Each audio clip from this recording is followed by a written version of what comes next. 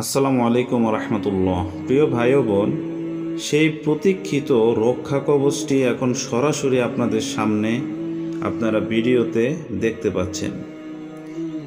এই রক্ষা কবচটি তৈরি করা হয়েছে আমার একজন রোগীর জন্য, কিন্তু গত কয়েক মাস যাবৎ এই রক্ষা কবচটি আমার আরও কয়েকজন জিন এবং জাদুতে আক্রান্ত রোগীর উপর পরীক্ষামূলকভাবে আমি দিয়ে দেখেছি। আল্লাহ পাকের রহমতে কারো উপরে কোনো ধরনের বান, জাদু কিংবা জিনের কোনো আসর আল্লাহ পাকের রহমতে হয়নি। এই কবচটিকে মেনটেনেন্স করা লাগবে আপনাদের।